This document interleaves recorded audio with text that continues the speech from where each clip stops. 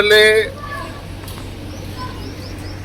ಮುಸಲ್ಮಾನರನ್ನ vote bank ಆಗಿ ಮಾಡಿಕೊಂಡು ಈ ರಾಜ್ಯದ ಈ ದೇಶದ ಶೋಷಿತ ಪೀಡಿತ ಸಮುದಾಯಗಳನ್ನು ಮತ ಬ್ಯಾಂಕ್ ಆಗಿ ಪರಿವರ್ತನೆ ಮಾಡಿಕೊಂಡು ಅವ್ರನ್ನ ಮತಗಳನ್ನು ದುರುಪಯೋಗ ಪಡಿಸ್ಕೊಂಡಿರ್ತಕ್ಕಂಥವ್ರು ಕಾಂಗ್ರೆಸ್ನವರು.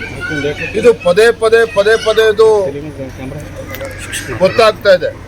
ಹಾಗಾಗಿ ಒಟ್ಟಾರೆಯಾಗಿ ಡಿ ಕೆ ಶಿವಕುಮಾರ್ ಅವರ ಹೇಳಿಕೆ, ಅದು ಕೇವಲ ಡಿ ಕೆ ಶಿವಕುಮಾರ್ ಅವರ ಹೇಳಿಕೆ ಅಲ್ಲ, ರಾಹುಲ್ ಗಾಂಧಿ ಅವರ ಮನಸ್ಥಿತಿ, ಈ ರಾಜ್ಯದ ಮುಖ್ಯಮಂತ್ರಿಗಳ ಮನಸ್ಥಿತಿಯನ್ನೇ ಇವತ್ತು ಡಿ ಕೆ ಶಿವಕುಮಾರ್ ಅವರು ಹೇಳಿರ್ತಕ್ಕಂಥದ್ದು.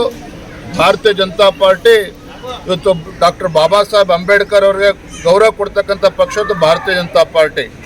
ಡಾಕ್ಟರ್ ಬಾಬಾ ಸಾಹೇಬ್ ಅಂಬೇಡ್ಕರ್ ಅವರಿಗೆ ಮತ್ತು ಸಂವಿಧಾನಕ್ಕೆ ಗೌರವ ಕೊಡ್ತಕ್ಕಂಥ ಮಹಾನ್ ವ್ಯಕ್ತಿ ಯಾರಪ್ಪ ಅಂತೇಳಿದ್ರೆ ದೇಶದ ಹೆಮ್ಮೆ ಪ್ರಧಾನಮಂತ್ರಿ ನರೇಂದ್ರ ಮೋದಿಜಿಯವರು.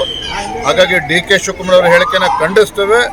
ಯಾವುದೇ ಕಾರಣಕ್ಕೂ ಅದಕ್ಕೆ ಅವಕಾಶ ನಾವು ಮಾಡಿಕೊಡೋದಿಲ್ಲ. ಪ್ರಪೋಸಲ್ ಏನಾದರೂ ಕಳಿಸಿದ್ರೆ ಕೇಂದ್ರಕ್ಕೆ ಪ್ರಪೋಸಲ್ಗೆ ಏನಾದರೂ ಆದರೆ ರಕ್ತ ಕ್ರಾಂತಿ ಆಗುತ್ತೆ ಅಂತೇಳಿ ಅವರೇ ಹೇಳಿದ್ರು. ನೋಡಿ, ಈ ರೀತಿ ಸಂವಿಧಾನವನ್ನ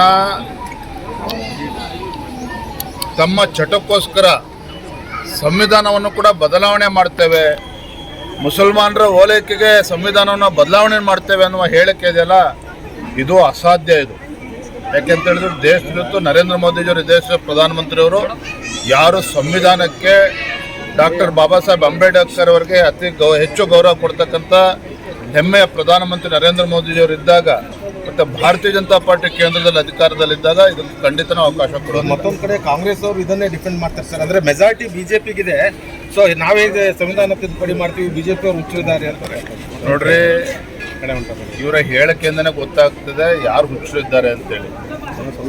ಯಾರು ಹುಚ್ಚರು ಅನ್ನೋದನ್ನ ಈಗಾಗಲೇ ಜನಸಾಮಾನ್ಯರು ಮಾತನಾಡ್ತಾ ಇದ್ದಾರೆ. ಅಧಿಕಾರಕ್ಕೋಸ್ಕರ ಯಾವ ಮಟ್ಟಕ್ಕೂ ಇಳಿಬಹುದು ಅನ್ನೋದನ್ನ ಕಾಂಗ್ರೆಸ್ ತೋರಿಸ್ಕೊಡ್ತಾ ಇದ್ದಾರೆ. ಧನ್ಯವಾದ. Thank you.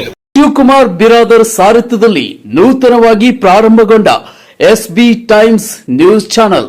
ಈ ಚಾನೆಲ್ ಅನ್ನ ತಾವುಗಳು ಹೆಚ್ಚಿನ ಸಂಖ್ಯೆಯಲ್ಲಿ ವೀಕ್ಷಿಸಿ ಮತ್ತು ಸಬ್ಸ್ಕ್ರೈಬ್ ಆಗಿ ಹಾಗೂ ಹೆಚ್ಚಿನ ಸಂಖ್ಯೆಯಲ್ಲಿ ಶೇರ್ ಮಾಡಿ.